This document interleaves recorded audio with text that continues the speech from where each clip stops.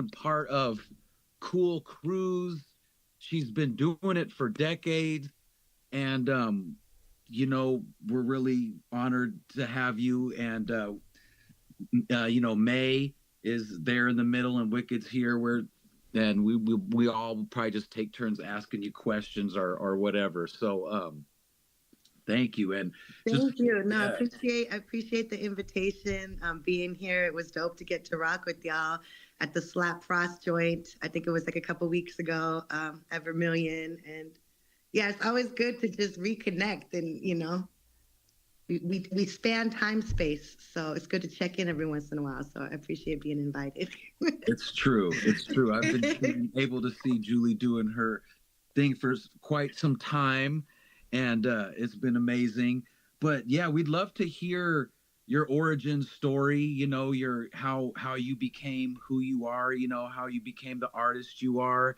How you got into hip hop, and I think it's just going to be fascinating because of where you're from and who you know, and the connections you've made, and I'm sure how you got there is going to be fascinating For for me. sure. I'm happy to share. I feel like, I'm forever in becoming, a state of becoming, and hip hop was a lot, the field and dojo of that and continues to be. And really, for me, I found hip hop and my affinity for the music at a very young age. It was like telecom era, telecom era, 96. So, I'm an elder millennial, as they say. We're not part of the founding generation, but those that came, a while after. And so my first exposure was very much like a kind of a commercial, like what was on MTV, what was on the radio at the time, but it was still fire. And it was really through, you know, I guess in relationship. So at the time I had gone through, at that stage of my life, I'm in my like, mid-teens, 16, 17, when I released my first album in 2000. And at the time I was really in a point of like healing. I had been, kind of experienced some traumas as a young person and was a runaway and ended up incarcerated. And so I really found hip hop to be like the space and community and ground where I could, one, start to metabolize sort of like my own experiences, but two, also have the community around me um, to support that process and healing and growth. So, first and foremost, hip hop has always been that for me. And I feel like through that relationship and playing things forward, because of the amount of support and the amount of community that was thriving in Seattle at the time. That's why I continue to do the work that we do in facilitating spaces and places and opportunities for young folks and artists of all disciplines, hip hop and beyond. But yeah, I know it's kind of like a roundabout. We didn't go into too many details, but that's the That's okay. overview. We can That's ask like the about 10,000 details. foot scope. That's cool. We can ask about details and stuff, but that also, I mean, you did sort of segue into providing opportunity, and I'm sure we want to go deep into like some of your early Seattle hip hop memories, but like since you were touched on it real quick, and you have a space at like 11th and Pike that you've been like organizing at and holding down, could you tell us about that a little bit real quick and Yeah, what's for going sure. on up there and stuff? So it's on the block, Seattle. Is an artist collective, a cooperative of sorts, really decentralized, but everyone operating together, a sort of ecosystem. And we have four different creative spaces, the newest of which is 1111. But we have Blue Cone Studios, which is a visual art space, and that was founded by Carolyn Hitt as my main organizing partner in all this. Shouts to Carolyn. See me hit, that's my dog. And then we have Crybaby Studios, which is a music production and audio engineering space, practice space. And that's also on the same block. And then we have So Below Photo and Design, which is photography studio with the cyclone wall, and we also have sewing machines in there. So we have an ecosystem of about 60 or so different artists that have access to this space and utilize the equipment and resources. We don't charge people money for the most part. Most of the exchange that we facilitate is in reciprocity. So in exchange for having like access to the spaces and to be able to do their thing, we ask folks to play it forward. So we people facilitate like workshops and drop-ins on like their medium. So we have like ceramics, we have figure drawing, we have music production happening, like almost multiple sessions every day of the week. So people are providing that resource to like folks in their community. And so that's what we got going on the block. You know, we really believe that it's important to create like a healthy local and hyper local ecosystem, because the more resource that we can continue to keep in our community and redirect and circulate and build, you know, and build outside of these structures of capital, especially, the more that we can translate that value and reflect that in each other and elevate together. So that's the work that we're doing on the block. This is our 5th year in this iteration together. We also host the On the Block marketplace. That's every second Saturdays during the summer from May till October-ish, depending on the year. And that's a block party where we bring all of our community together, shut down the street, and have different arts and vendors and performances all day. It's free. Everything that we do is free and available to community. Yeah, that's literally how you create community. And, you know, definitely is, you know, a process like facilitating, right? Because like community is there, it exists, it's like brilliant. And I think too often, you know, that brilliance that's already there within community isn't valued for what it is. And so that's sort of the work that we're trying to do, you know? Yeah, you do the innocent little things that people overlook and take for granted. It really is the simple things. Yeah. I wanted to ask you, when did you realize that you had a knack for words and that, you know, you can make a legitimate just hip hop track? Like, when did you know? Like, I got it. Man, so I always felt like I was a writer, you know, from like a young age. I feel like that was something that got affirmed in me from a young age. By like, I think the first time was like a teacher in 2nd grade who was like, "This is dope." And you know, when something is affirmed in you in that age, you take that on and it kind of, you know, propels you forward. For me, like with hip hop, I think I started writing and experimenting with like rhymes probably at like 10, 11. My pops is a musician, so like music was kind of in our family. So there was, I guess, just this permission, you know, to create in that way in how I grew up. So the second part though of the question of like when, you know, I felt like it was good. I feel like that's like a constant, you know, I feel like that's a constant thing. Like I feel like at this point, just like confident, you know, just like confident enough where you were gonna take it to the booth. Like, when was that time when you was like, I'm gonna go try? Like 15. Okay. Yeah, 15.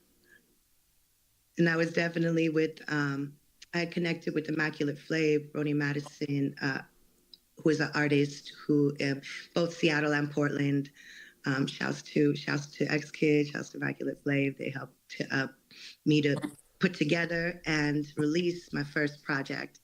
And it's kind of crazy because it was through CD Baby that it was distributed, but it must have been like in 2000, a time where like wow, that like the early days of that type of distribution and the early days of CD Baby when it was still just like a Portland company. Yeah. And yeah, it's just weird to have that like context. Like it was recorded on ADAT, you know? Yeah. To have that like context of like, you know, how much things have changed. Yeah, it says a lot. Yeah. And yeah, it's dope. It's dope to, you know, a lot of people kind of bemoan that the means of creative production are more available, and they'll say that the market is like oversaturated with artists. And I kind of feel like the opposite. I feel like it's really positive for folks to be creating and making art versus just being consumers. So it just continues to be real interesting to watch unfold. Yeah. Even though everybody we know, it feels like everybody we know raps in as a mixtape, I do still feel like there's more fans than participants for sure. Yeah.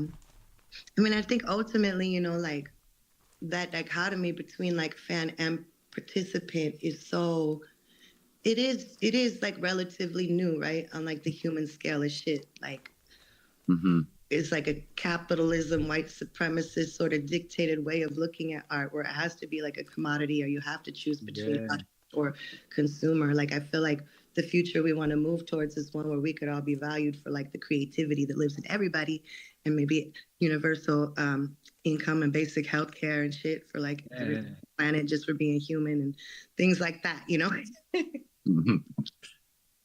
Yeah, there is that saying, everybody's an artist. Deep down, yeah, everybody has artistic capability. Definitely. For sure. And I think people that identify, you know, as an artist the most are people who like have taken that route, and sometimes it's not the easiest route. I mean, most of the time it's not the easiest route, to be honest. But I feel like, you know, artists tend to be on the forefront of movements because of that, right? It's like this inability to accept anything else, you know, and the magic that comes with being able to approach the world with the lens of creativity, the agency that gives you, is a powerful thing. So I think like helping more people to tap into their creativity is a real beautiful thing. And I think hip hop is beautiful for that. Hip hop, you know, the culture teaches us that, right? Like it's a way of life and a way of being. And I think for like a lot of people of our generation, like it was a way of remembering sort of the ancestral roots of that, you know. I want to start my question with just a brief quote here from 2013, Larry Mizell and the Stranger. That could be anything. Try an evening with the aqueous plasmatic sounds of Seattle's premier bass world ambassador Keyboard Kid, along with Denver's preeminent dope hound goth hipsters Black Hearts, and lyricist/activist Julie C. of Alpha P at the Crocodile's Back Bar Monday, August 5th. What does your name being, when they label you having that lyricist first, that's an important distinction between that's just low-key props right there. Between just a rapper and having them put a /activist. How important has that been in your journey, and where did that really happen or stem from? Yeah, that's a really I really appreciate that question and how it was presented, because now I'm like, oh, that's a great question. I feel like Larry, like, shouts to that column, shouts to Sam who did it before, RIP to, like, I feel like regular hip hop journalism at this point in like print in that form. I don't feel like it exists, and I don't feel like it has ever come back after that column ended the way that it was, you know? And Larry is such like a historian. So, man, it's interesting because like for a long time, I actually resisted the term activist. I feel like we had like a kind of a critical analysis of like activism as like an identity or profession versus like, you know, just something that you do and are and be like agents of change in the system that is, right? Because it is like associated with maybe it can be associated with more of like a reformist approach to shit, you know? But in the context of it being someone like Larry Mizell in that column, you know, at that time, I feel like he maybe was probably one of the people that like put that like on me, I guess. Or like, you know, I feel like not in a negative way, but it makes sense because a lot of what I always appreciated about that column and the work that Larry did was he always made space in his hip hop column for like the community work, the organizing work, the activism. And so I feel like might have come from like a reflection that was in part like crafted by Larry or crafted by, you know, the journalists at the time who were still writing about the culture and who were like needed, I guess, another way to describe like certain sectors of work that wasn't like music industry stuff. Yeah, I don't know if that's a full or complete answer, but Nah, that's dope. Shout out to Larry. yeah, shout out to Larry. Yeah. Good question, Wicked, doing your homework on that. That's a good question. I haven't thought about that actually for a minute. And I used to think about it a lot. We used to not like the word activist, we liked the word organizer. Mm-hmm. That was like an important distinction. So, yeah. Yeah. That's a good point too. Well, how does someone, you know, how do you get from, you know, messing around with writing rhymes at 10 years old to actually getting in a booth by the time you were 15 and then dropping a real project on a label, you know, the next year? And you know, like that those moves weren't accessible for everybody. You couldn't just say, hey, I'm going to go into the studio. You had to kind of have to like show and prove and have somebody older than you obviously open that door and believe in you. You know, what's that process for you as a young person? Yeah, I mean, for sure it was like support. I had support from Immaculate Flav, like X-Kid invested a lot of like time and energy, you know, producing and making, recording, engineering. And so that was a big part of it, you know. And yeah, I feel like the answer to that through and through is like, you know, community is the resource, you know, because it was through that project and then through like spots like Mad Crew, you know, and Benny's spot like OK Hotel, you know, those early like spaces that were like that kind of opened up for me like a whole, yeah, like I feel like a whole, at the time there was a lot of people just doing it for the love, you know. I feel like the community was very, there was, you know, Jassiri Media, like every Sunday, Sure Shot Sundays at the Sin Spin, and that was all ages. And there was Poetry Experience weekly too, and that was organized by like Rajni Eddins and Randy Eddins, and there were events happening at Langston, and so there was all these different events that were bringing people together. So it was really that. That provided, the lane for more access and more reach and, you know, opportunity, I guess, in that sense. Yeah.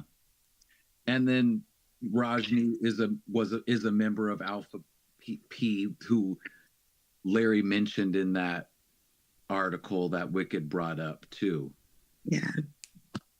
Yeah, definitely. So Alpha P. So that was, like at the time, it was Asun, it was Germ, it was Raj, Rufio, Drew. Forgive me, I don't have the roster right now. We can rattle off. It's a lot of people. Jack Gaff. It was a lot of fun. Yeah. Oh my God, Kazi. Jack Gaff, of course. Right. And it was a lot of heads that really like were about bars, and there was a lot of ciphers, at Westlake. A lot of battles, a lot of good times, a lot of random songs. I wanted to ask, what do these other facets of creativity do for you? You know, like I know we paint with the words and such, but do you paint yourself, or what does stuff like painting and visual arts do for you? What does, you know, the dancing do for you? You know, or is that a major part of your life too in your creation? I mean, personally, myself, like my practice is mostly the music and the writing. I find sometimes like my creative energy these days is going a lot into like the storytelling around the work that we're doing and the creativity it takes to like pay these rents and keep things afloat. Yeah. And that's like, I feel like sometimes that's a form of creativity too. Yeah. I want to and believe deeply like in the value of exploring like different forms of creativity because I feel like it's just different, like it's just different tools of accessing and expressing ourselves, Mhm. um and so I believe it's like a valuable practice. Yeah. Thank you. Thank you. Well, I'll lean into that creativeness in finance. In, I mean, just can you give us some input or background into what it takes to just have a space? I mean, you spoke of spaces that helped you as you grew up, and now you're operating the same thing. Here in Tacoma, there's not so much of anything like that, especially with any focus on hip hop. There might be some upper echelon art spaces that rich folks get into, but it's definitely not for us. So what can you tell us, give us as folks really wanting to get out there and use our organizing skills and whatever clout we do have to try to build a space, you know? Yeah, that's a great question. I feel like you know, for us, like what we started on the block, it started as Blue Cone Studios, which actually originally was a different art studio. In that building used to be all art studios. Now it's mostly a gym. But it was sort of grandfather, like it was passed to Carolyn for like elder artists in Capitol Hill, like that one space. And then her and I joined kind of forces during COVID pandemic because we were doing artist relief and we were sort of surveying our community and being like, okay, who's in trouble right now because everything's shut down. And this was like a primary source of income for our community. And Blue Cone was a space that people were utilizing like every week. And at the time, it was a member model. So the artists there were all like paying money in that would support the rent of that. And that's like a really great way to start because like really the answer is to start where you could start and then continue to survey and see what you could connect with and plug into and who you could bring in, because collectivizing and collaborating is always going to be like the key to the elevation, whatever that is. But starting is the most important part. And in that year of the pandemic, Carolyn, who was running Blue Cone at the time, didn't want to continue charging artists because people didn't have money really to pay because there was no income. And we applied for what in Seattle was an Equitable Development Initiative grant. And they were specifically doing sort of pandemic emergency response projects for spaces that were at risk of being displaced. So that was like one kind of opening there that supported that spot for the year. Now, what happened in that year is kind of like a whole confluence of shit because that our block became front line of the uprisings that followed George Floyd's murder. And so Capitol Hill Occupy protest was like, that was sort of the heart of it. Some of the spaces down there were very much involved in mutual aid, including ours. But we were offered a second space initially as a residency in like the studio that became the study. Our audio space was that. And we eventually kind of just fell in love with the space. And the third space sort of like every step was kind of an audacious jump into the unknown, to be honest. They'll be like, people will be like, have a business plan, have this and that. And yes. And a lot of what we did was in direct response to being able to support our community, seeing what was needed and responding to that. And filling the gaps in, like in the case of the photo studio, it was a collective that was moving out. We didn't want to see that space be forfeited to the abyss of what happens in commercial retail Capitol Hill, So, so we did that. But it's also like we always say, like many baskets, many tactics, it's a creativity and approach. Like Blue Cone is still a sole proprietorship. Like we have a fiscal sponsorship so we can apply for 501c3s.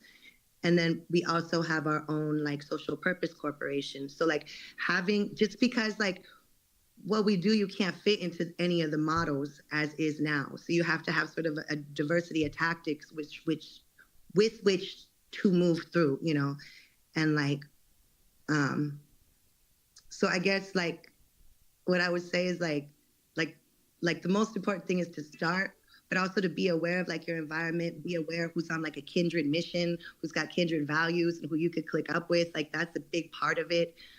Being open to that and working out what that looks like, forming partnerships, collaborations, like moving with other people in a way that's really beneficial for everybody, and not just like a, you know, superficial like name on an event type thing. Like, I think that I really feel like that's the key and that's the future, because you know, none of us are an island, and yeah, the ecosystem is like our biggest resource, you know.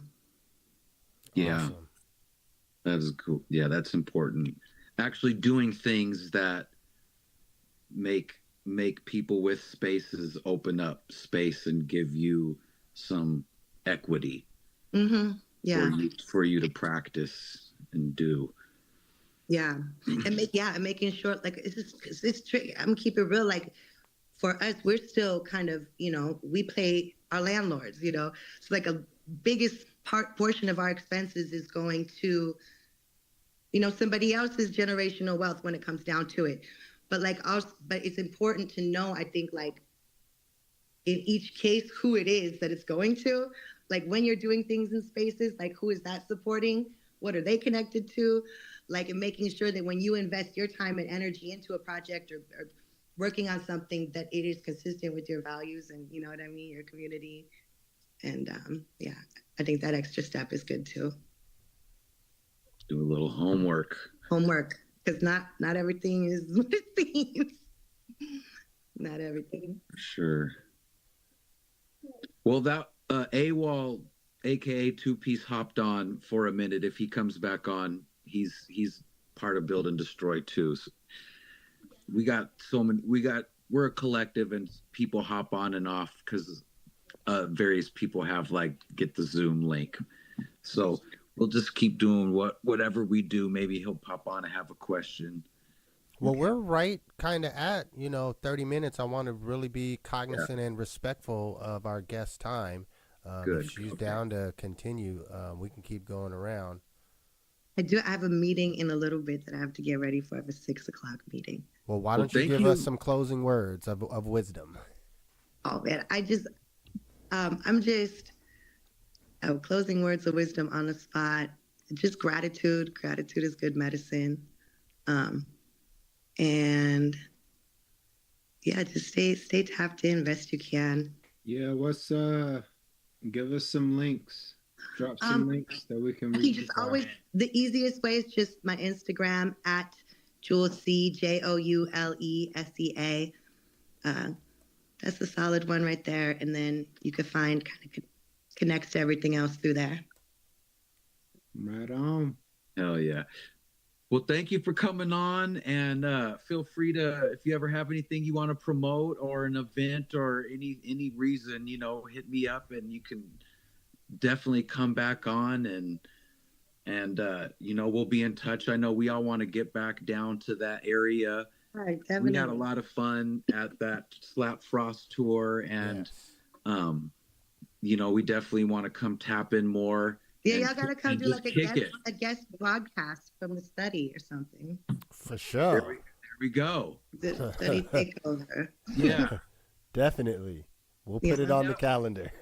Yeah, we're gonna make it happen. Well, I'll be in touch for sure. So thank you for coming on. Thank you for having me. Thank you. Have a good night. Salute. You too. Bye. All right. Well, I guess we can go to our halftime break. I got it kind of lined up. For sure. I'll try to find her link and put it in the chat. I hope I typed it out correctly. I'll have to listen. I have to listen back to it. Listen back to it to make sure I did it correctly. But yeah, we got a couple songs lined up here.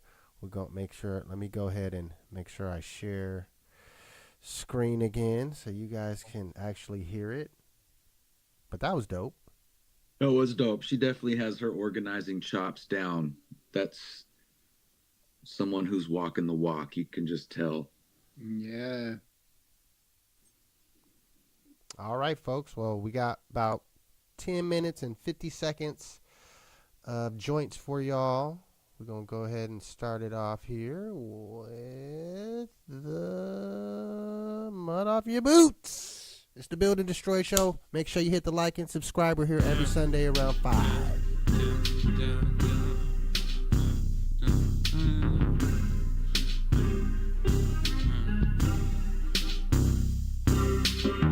Just when you thought your shoes were shiny, you gotta wipe the mud off your boots before you take a walk across those marble floors. Keep it walking. Mud off your boots. Just when you thought your shoes were shiny, you gotta wipe the mud off your boots before you take a walk across those marble floors. Wipe the mud off your boots. Wipe the mud off your boots. Wipe the mud off your boots. Listen, Chinese eyes write the rhymes, perfect English speaker. Tweakers catch the punishment, I catch them like wide receivers. Cheerleaders back flipping to the Tai Chi. I show up to the hospital, put some dirt in your IV. I slap alligators, whoa, a crowd agitator. Tacoma gave me papers, I slap these haters with activator. Greasy niggas, I feed these niggas with salty swine. Blind, deaf, and dumb, I pop them like over the borderline. Divine, align, got that hammer time. God's son sipping on that beer, got that rabbit mind. No shots, but I'm the homie when you in a bind. We gon' shine like a million dimes, bitch, can you handle mine? No pimping when the women all flocking us. Keep a cool pair of boots, ain't nobody here stopping us. No pimping when the women all flocking us. Keep a cool pair of boots, ain't nobody here stopping us. Just when you thought your shoes were shiny, you gotta wipe the mud off your boots before you take a walk across those marble floors.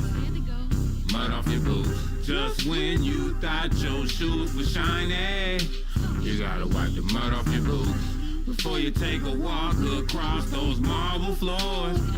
Wipe the mud off your boots. Wipe the mud off your boots. Wipe the mud off your boots. Roll the dice and anticipate the rhyme infliction. Counting how long the seconds that the time existed. Cerebral wisdom confined to mental prison. Although once released, the dental's grinning. Mass lentils in a suit for credentials. Simple as the truth when they hit you to get through. I ain't dismissed, I miss getting dissed. See the hieroglyphs on the side of entire cliffs. The firefights in the city inspire flight. Open mouth skin ships leaving wings clip. I'm sewing on seams until it seems fit. Pledging linguistic allegiance with elegant sequence. Locally shine like a sequin in my region. Philosophies leave and reappear like my grieving. The clash of the titans is rapidly heightened. For many years I possess a drastic neck for writing. Just when you thought your shoes were shiny, you gotta wipe the mud off your boots before you take a walk across those marble floors. Mud off your boots. Just when you thought your shoes were shiny, you gotta wipe the mud off your boots before you take a walk across those marble floors. Wipe the mud off your boots. Mud off your boots. Wipe the mud off your boots. Wipe it off. My knowledge is born, my boots left your carpets torn. Waking up to scuffed up rugs in the morn. And as a young spanky, I was born latchkey. So say la vie to the tacky. Lord have mercy, my third periphery, sharp as surgery. And on your floor, I leave cockamamie, my dainty. Dipey poopy from your baby. I burn your eyeball, you can't feel your teeth. Numb your gums, I fuck up your cerebrums. I keep it a stack, I keep it a rack. I took a shit on your welcome mat. I'm sick in my soul of the rigmarole. Lo and behold, behold the low. My grease is elbow. We go psychopathic disco beta on a hater. My flux capacitator, wipe mud off my gators. I'll put the whole system on trial. My hair curl like the DNA spiral. I wipe my shoes off clean. Khalid El Amin, yada I mean. Just when you thought your shoes were shiny, you gotta wipe the mud off your boots before you take a walk across those marble floors. Mud off your boots.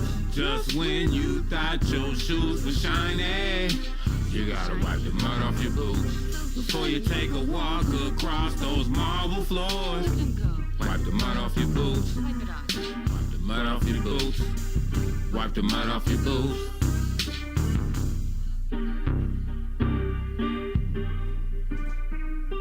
Pressurized ad-libs on that one was dope.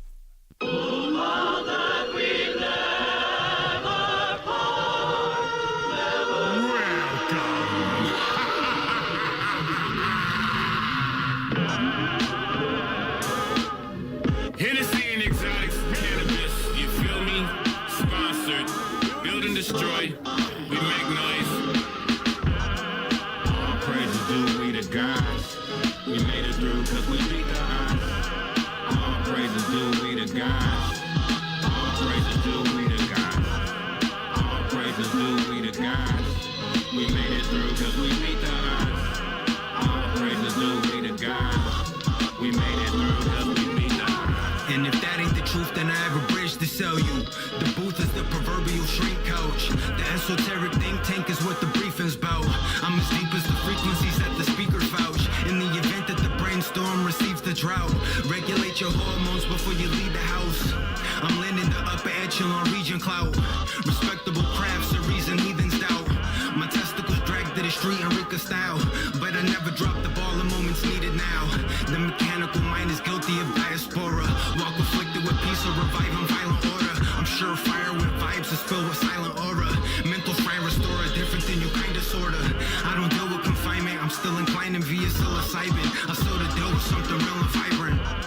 We made it through cause we beat the odds. All praises due, we the gods. All praises due, we the gods. We made it through cause we beat the odds. We made it through cause we beat the odds. Ay, we made it through cause we beat the odds. Ay, all praises due, we the gods. All praises due, we the gods. My mind at ease, cause I move with the cheese. Sitting with my belly full, them people ain't pleased.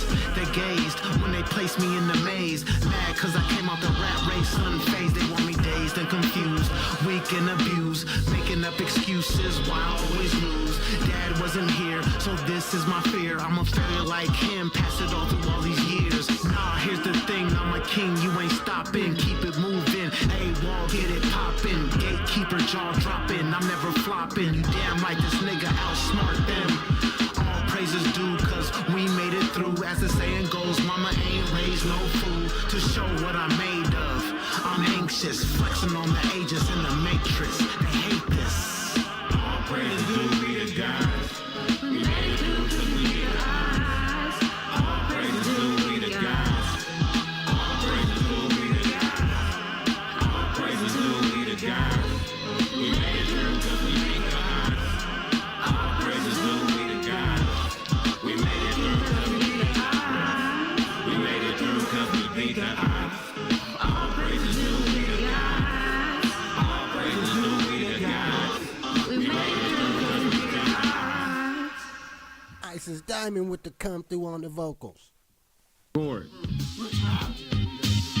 Welcome to the Lyricist Lounge.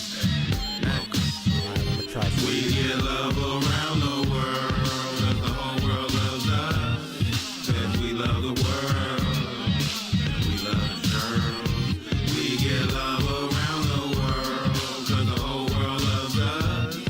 Cause we love the world. Yeah.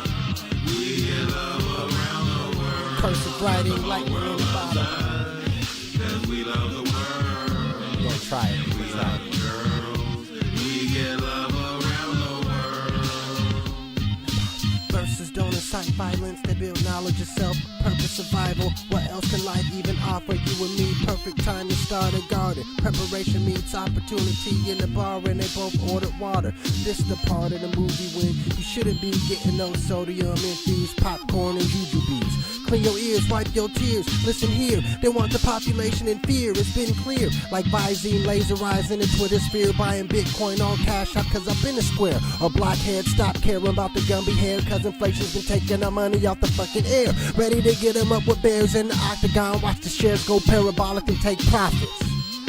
Cause the whole world loves us. We love the world, cause the whole world loves us.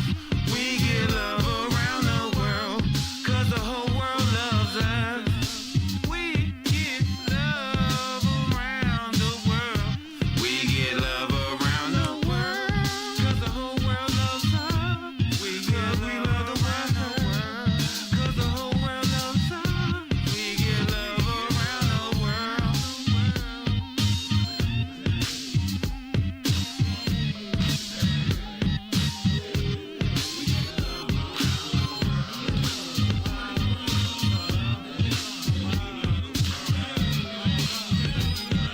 Hey, we get love around the world.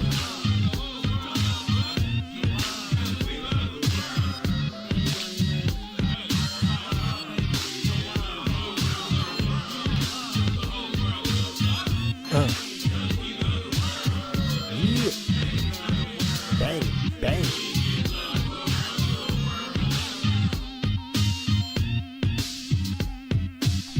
Yeah, you already know. We back in effect. It's the Build and Destroy show. Let me bring these folks back in here. Yeah, let me go ahead and turn that music off. Boom. All right, y'all, we back. Build and Destroy show. Once again, dope guest interview. And we got some good topics for you guys. Y'all have any additions just following up on that good interview? I hope everybody gets a chance to check her out and listen to her music and all of that soon, you know.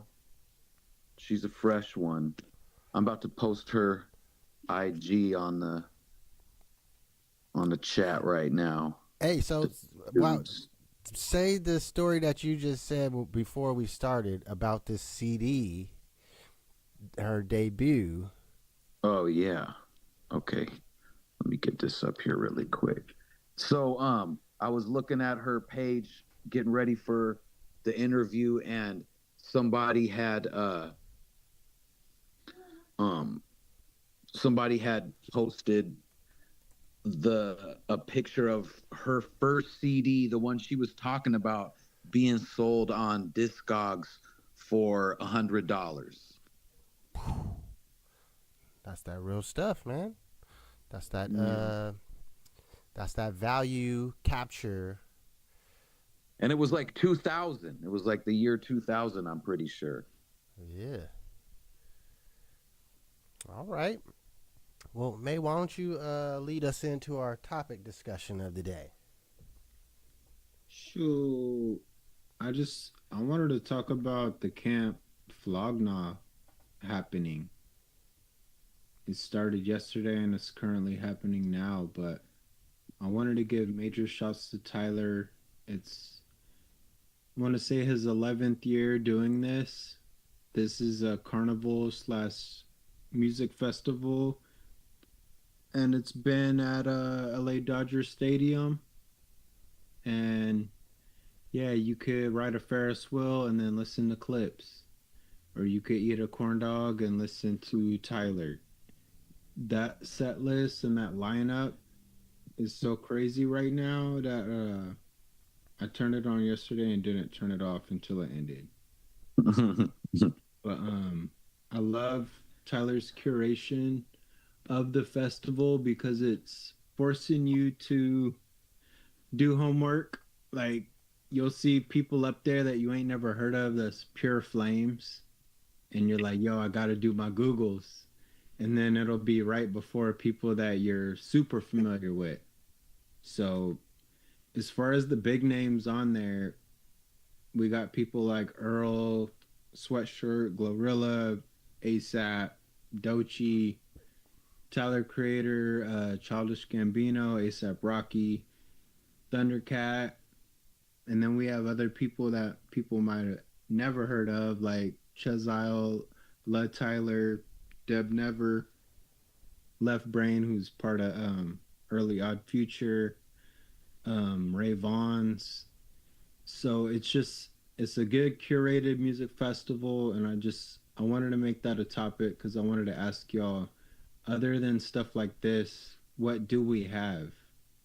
You know, I know we have Rock the Bells, it's been a continuation thing, but what do we have as far as an event that brings superstars and people that are on the way to superstar? Yeah. Like it feels I don't want to gas it, but it feels special, and I realize it's because it is. That's why I was glued to it, because I don't know what else fills that spot for me musically. I get to discover new people that are good, and I get to listen to people that are already hot that I like.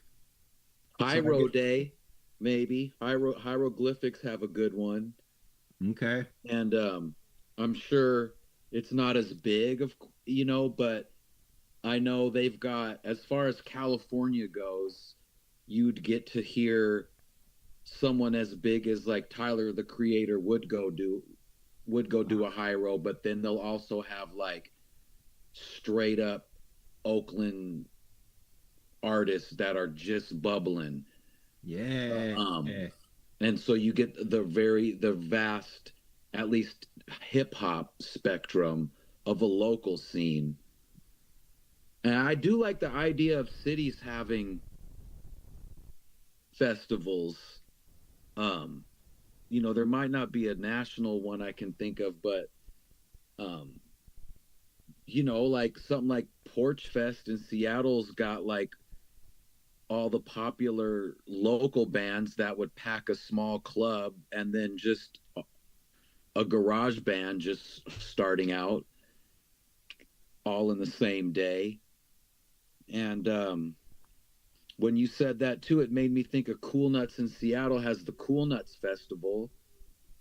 Okay. It's been going on for hecka long, and as far as Portland hip hop goes, I think it's 2 days and maybe 4 artists each night. I think it's 2 different venues. It's a loose festival, but it's a cool way to see, I would say, a really good snapshot of a cool city's hip hop scene.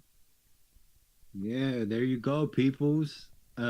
Just watching that Flog Naw carnival, it made me realize that's never gonna get old, is absorbing people that you love and coming across some new shit while you're there too.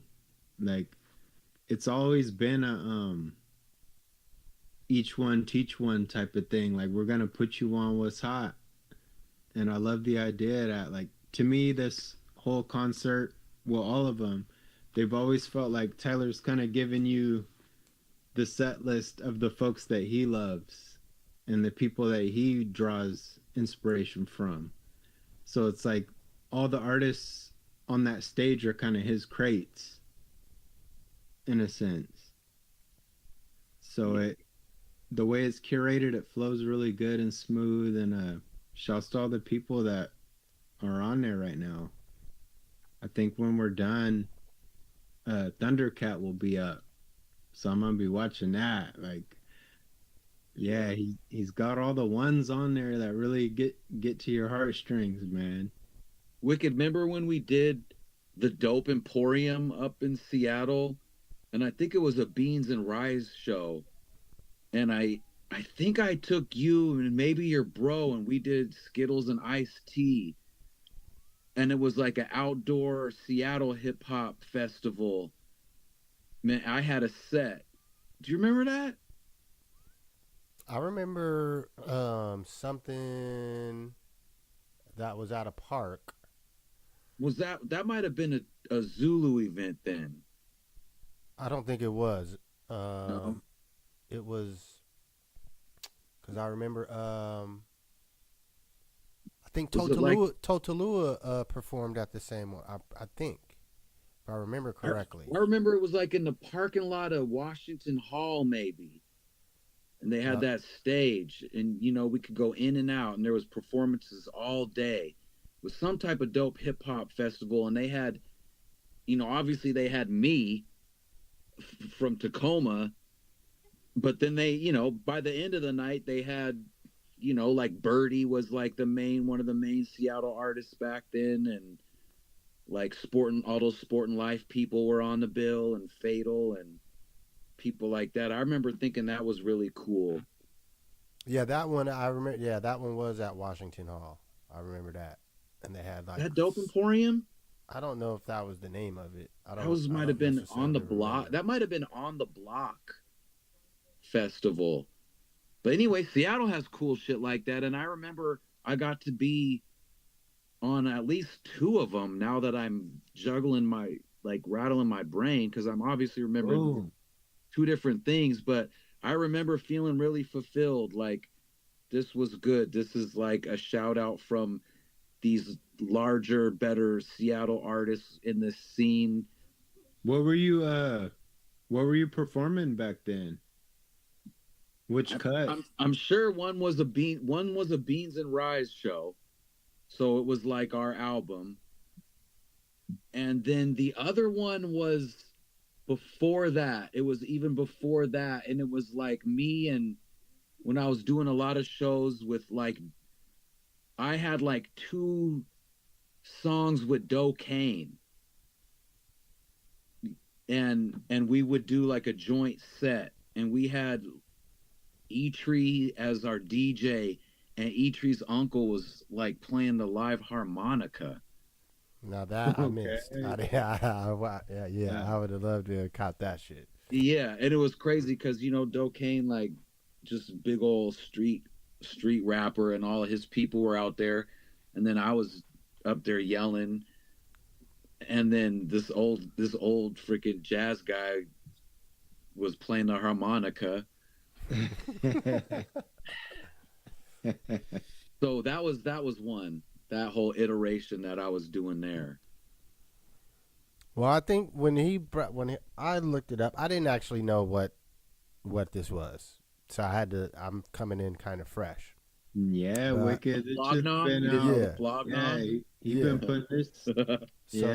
So I went to the website, and I like how May was speaking about the lineups, and they have a unique way that they have the schedule like mapped out.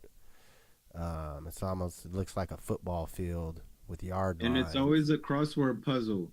Like, the lineup for the show is always a crossword puzzle, so you get to figure out who it is. So honestly, it just made me think of how big of a production that is, and it just made me start thinking about logistics and what will it take to put together the smallest, if you was to not even think of it just festival wise, but being creative with the way that the show is set up. Like you're saying, he's got carnival. It's a carnival theme. I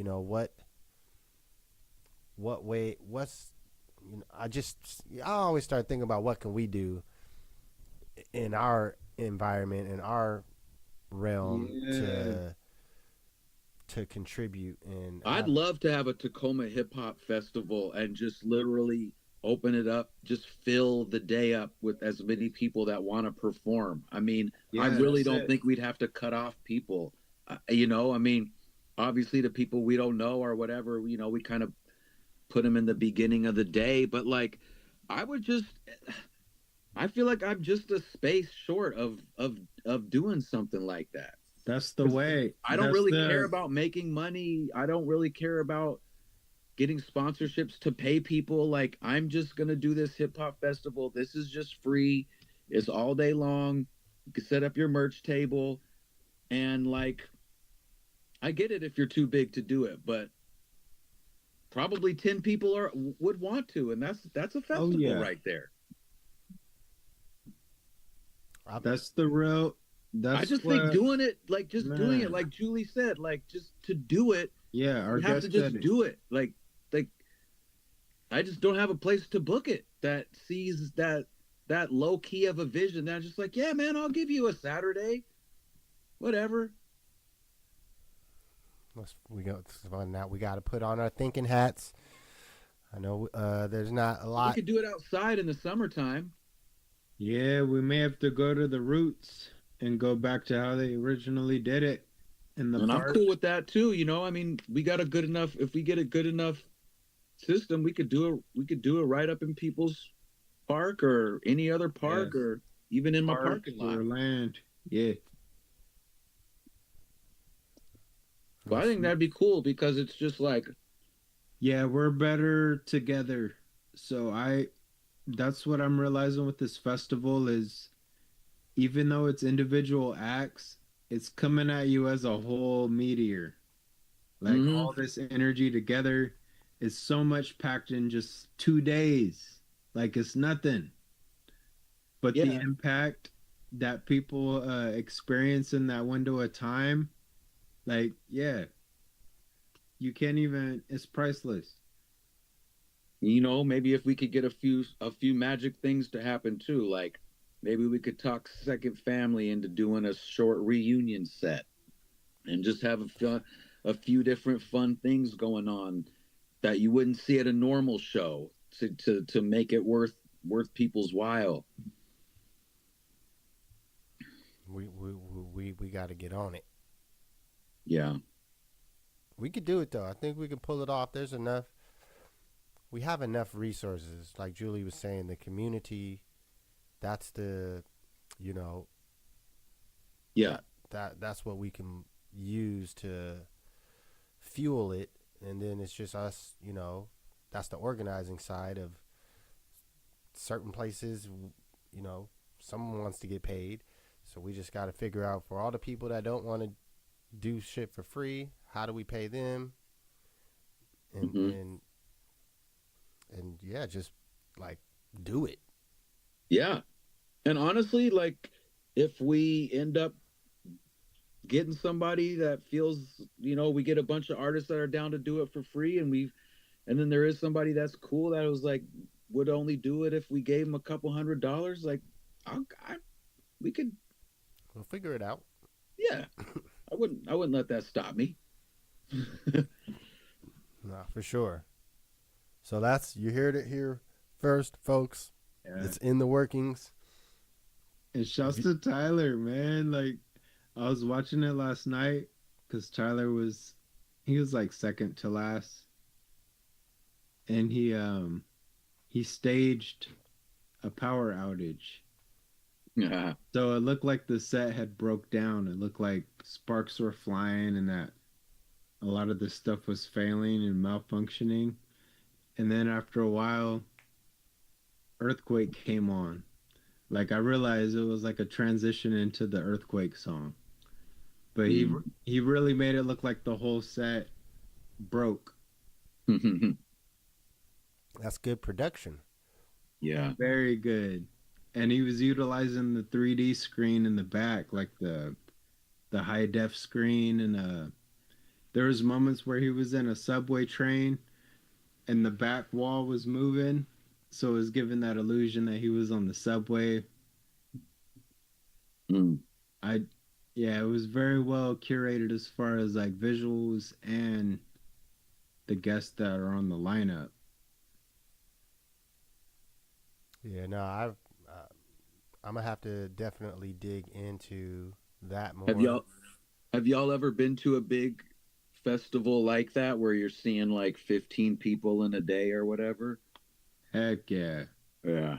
Rock the Yeah. Bells Uh-huh. at the Gorge at George Washington. Yup. Mm. I didn't see Rock the Bells there, but I went to a summer jam there, and it was one of the last Same. ones before they moved it Yeah, I to went White there River too. Amphitheater. Mm-hmm. Oh, which one was you at? It I was might have been there too. Busta Rhymes killed it. Mm-hmm. LL Was, Cool J. He was like Nelly? no Nelly. Okay. I'm trying Yeah, to I think. went there when he had the Air Force One song, Okay. and he brought out the Air Force One on the stage.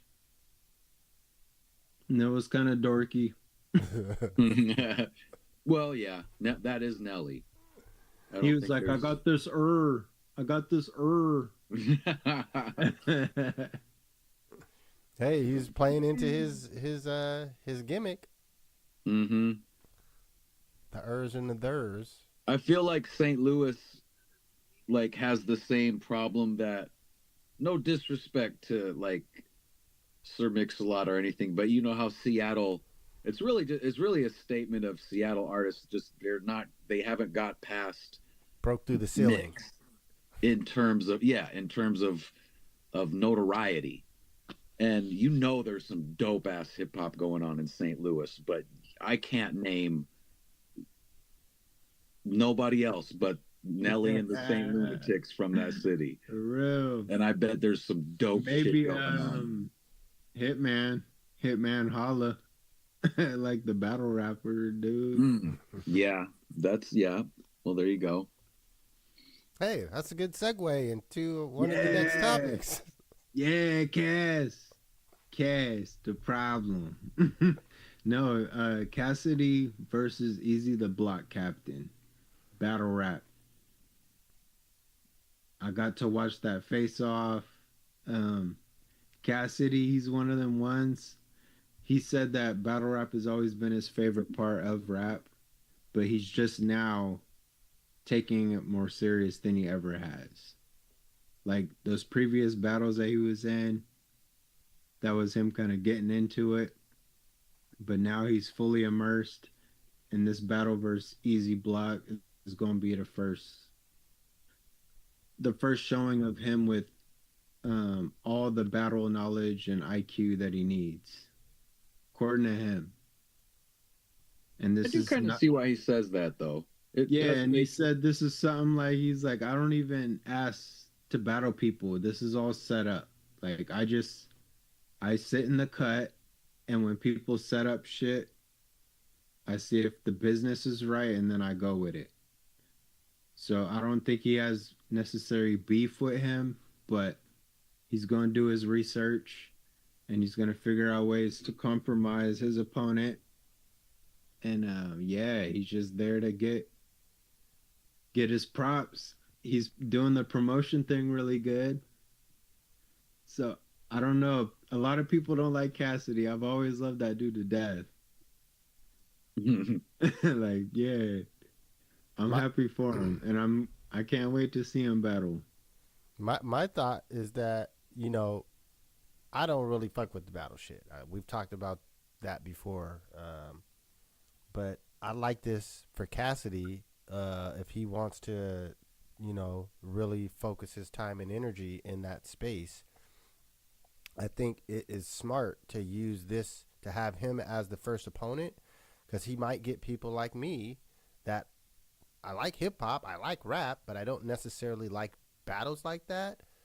I might watch this one just because, you know, the Easy to Block Captain and his whole thing with Papoose and Clarissa Shields and Remy, like, to me, that is the smart marketing kind of aspect for this being Cassidy's first opponent. I think it's smart for him. It's almost like a celebrity rap battle.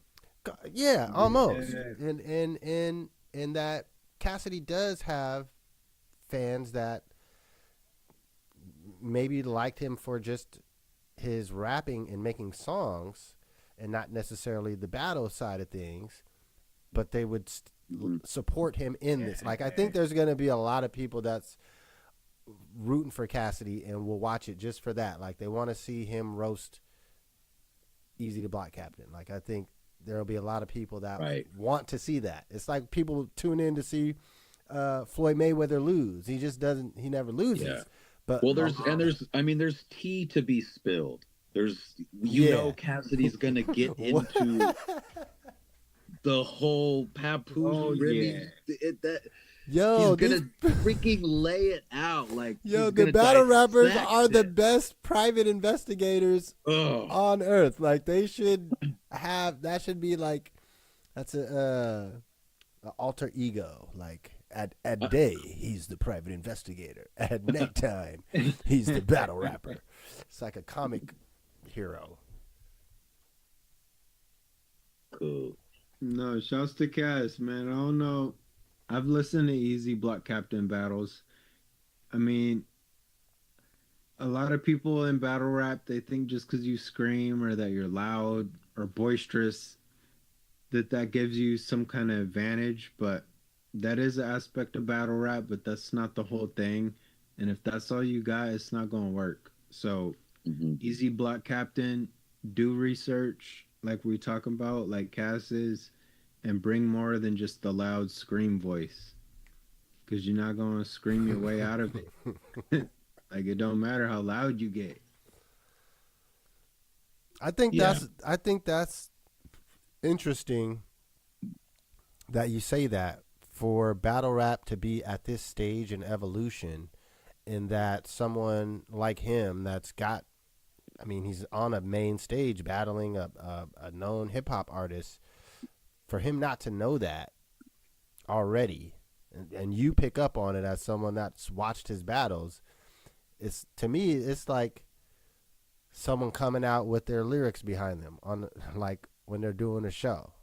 Like, you should know better at this point, to that like, people that are into battle rap, they really fuck with this shit. So they're you're not gonna fool them by yelling. Like, it's a trick that's not gonna work. Well, yeah, he better know what he's doing, because Cassidy will know what he's doing.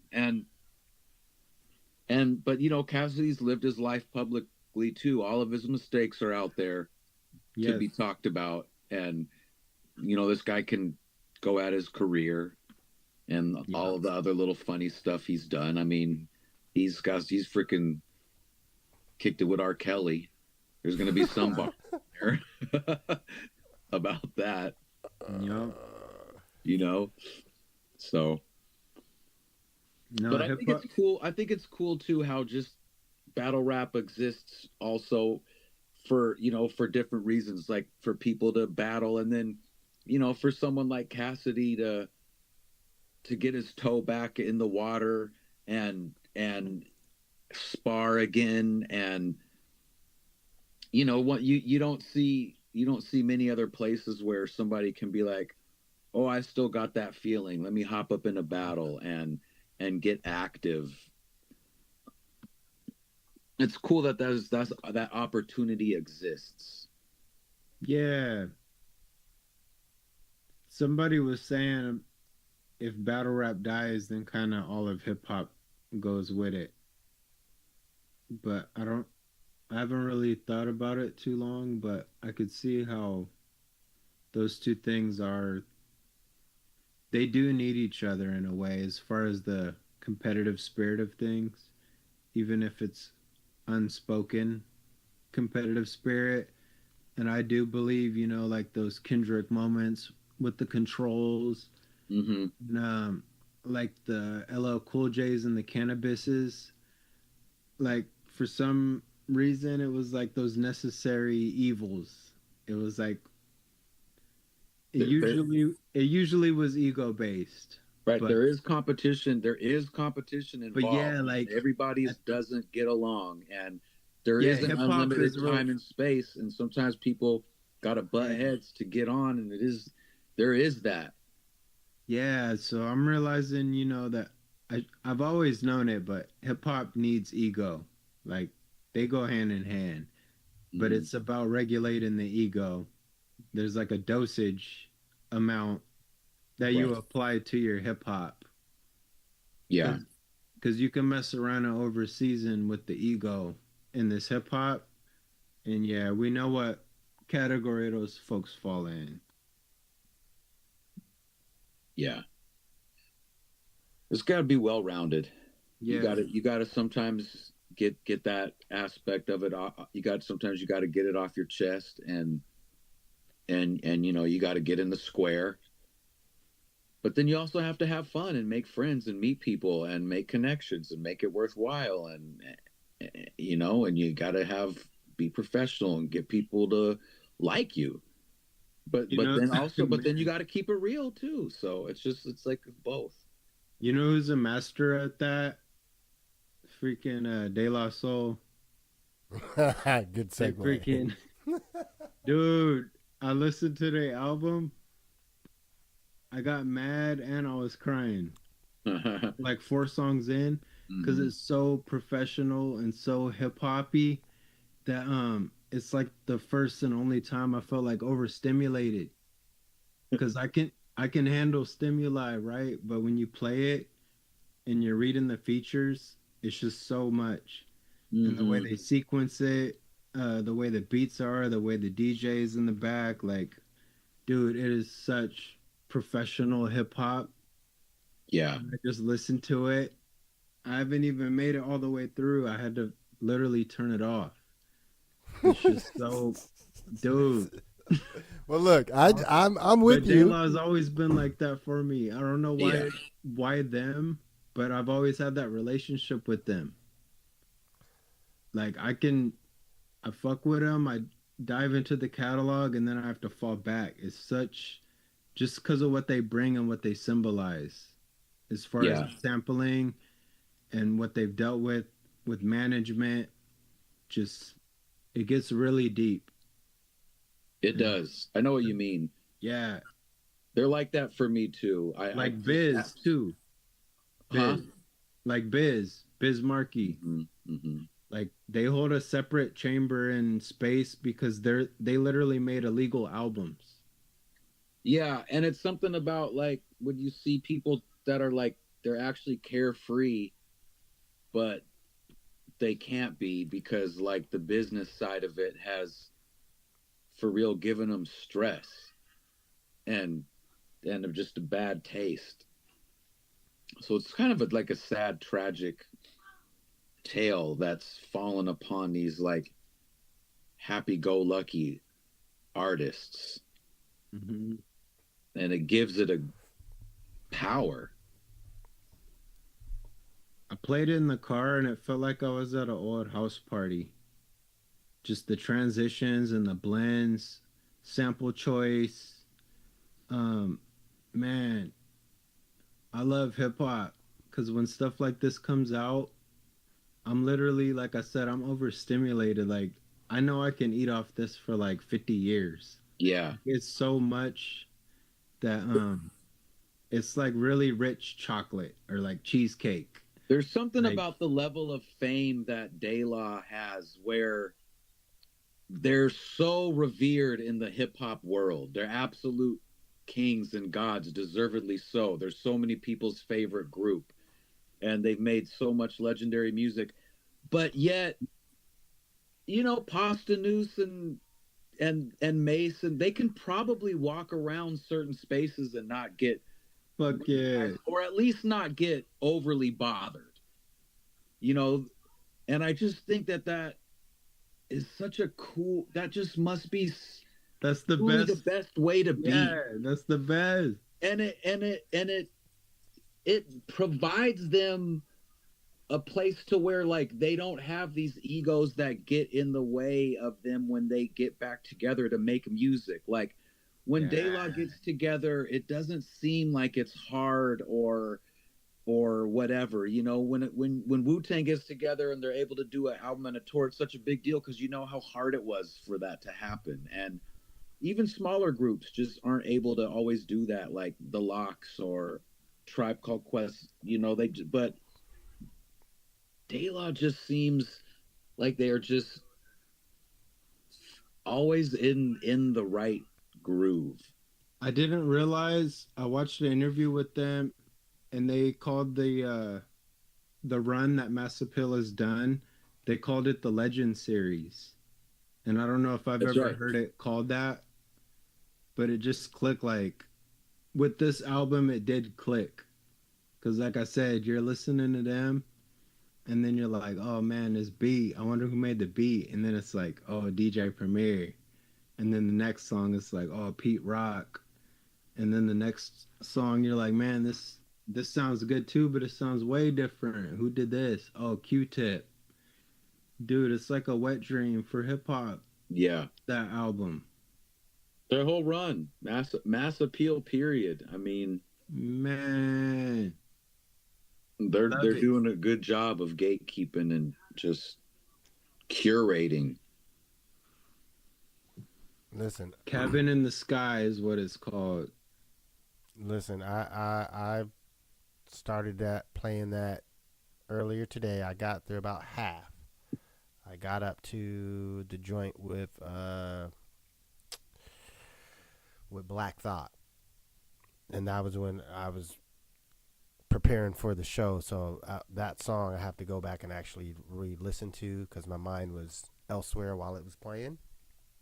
But everything up until that, like, I was very proud as a hip hop artist, and just and knowing, and like May said, the interviews that they've been on, they've been having a good press run, a good rollout, and you get to hear them speak a little bit more.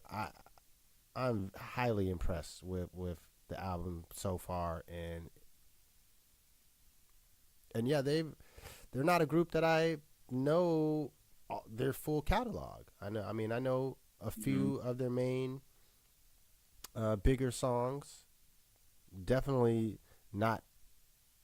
I can't say I'm knowledgeable about them at all, but this album so far is excellent. Like, I really like it. Yeah, they're just so good at doing hip hop just as a whole that you could just tell they've been able to live it still. They're not too consumed with other stuff to where that they ever really left the hip hop mind state.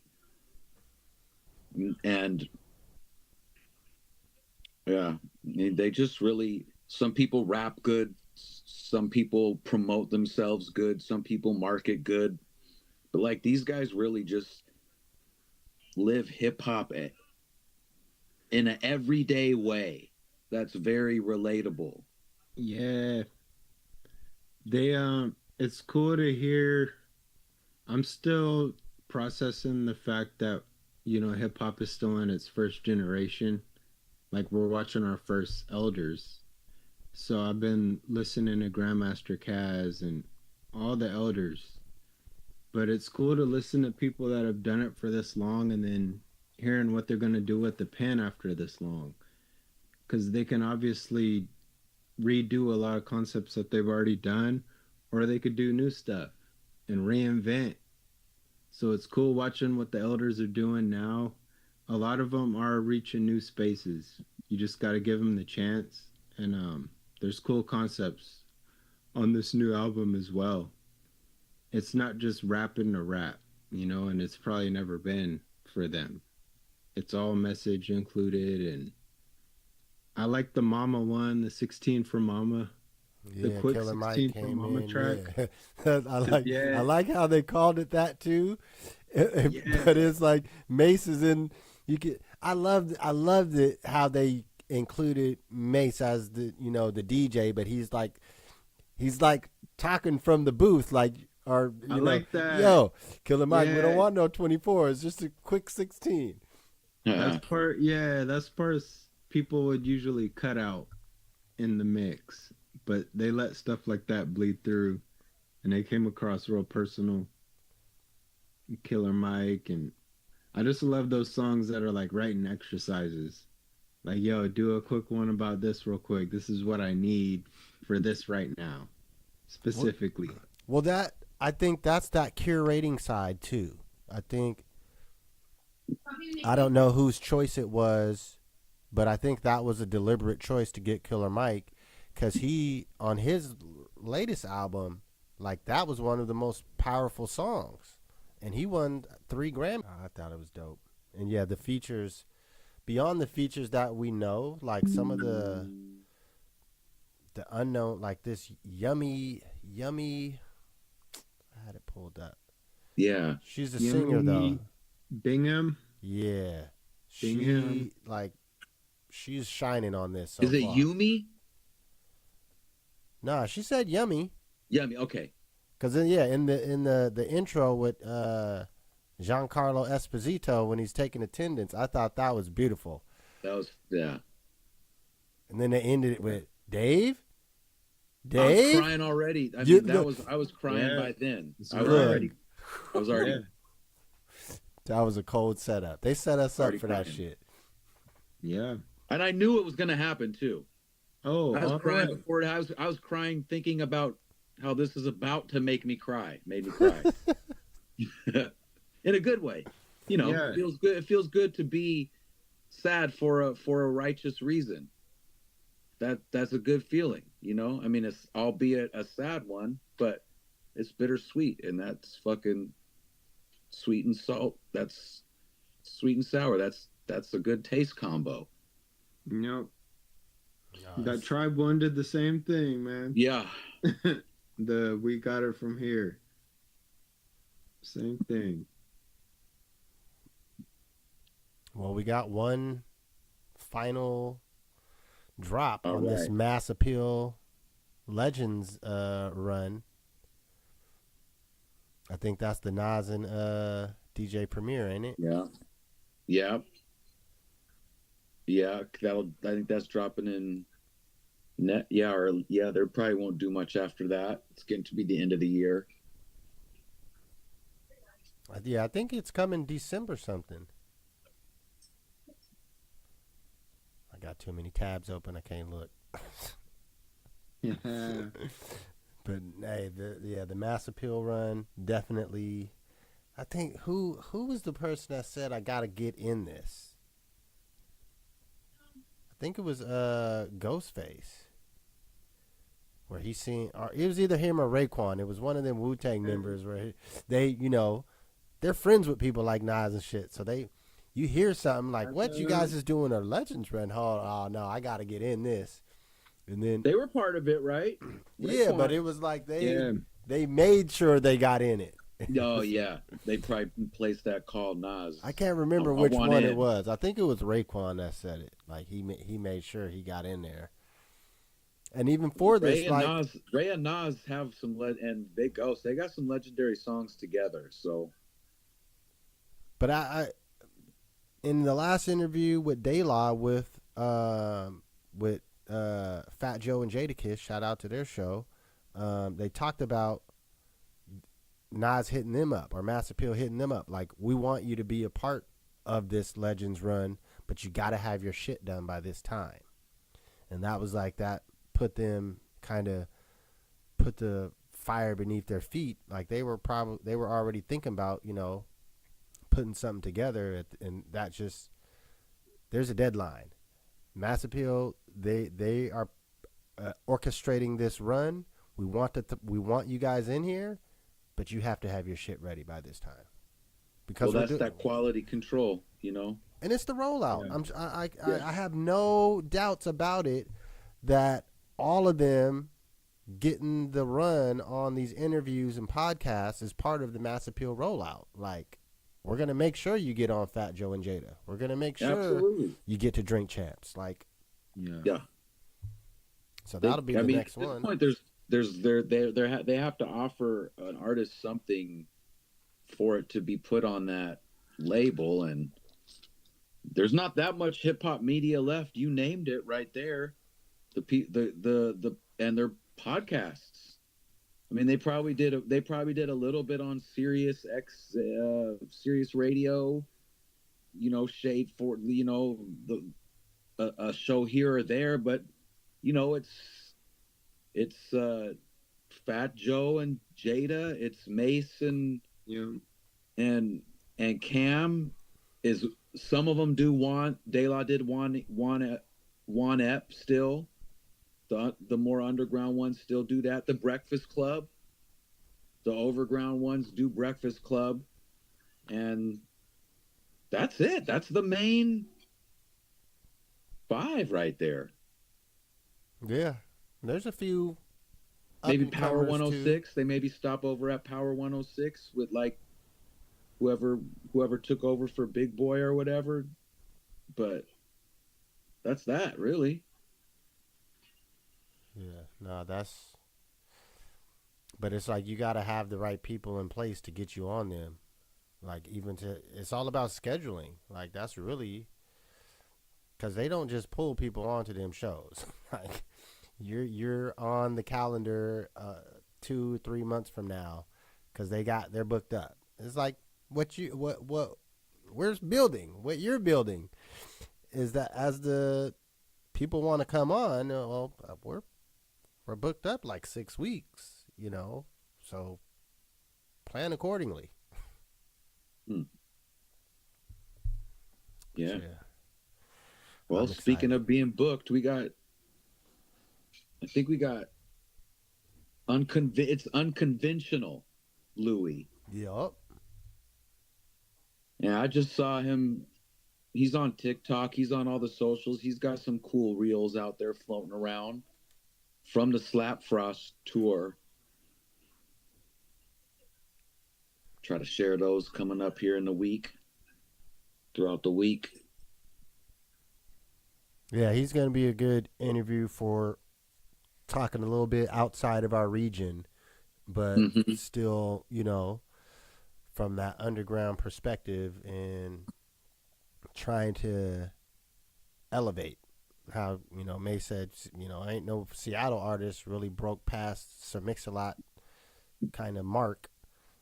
I'm sure where he's coming from, someone's made some mark, and because where's he?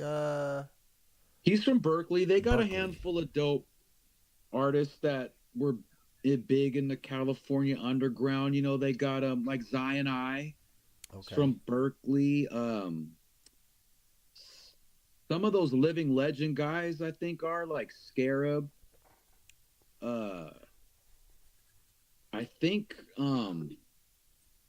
maybe some of those quantum projects like DJ Shadow. I think, and maybe Latyrix. Some of them might be from Berkeley. So I think Sunspot Jones might be from Berkeley, from Living Legends. There's a handful. We'll ask them. But yeah, they've not popped, I wouldn't say. But I mean, they're definitely considered part of the whole Bay Area scene. Sure. I guess that's the East Bay. We can ask them how that all works.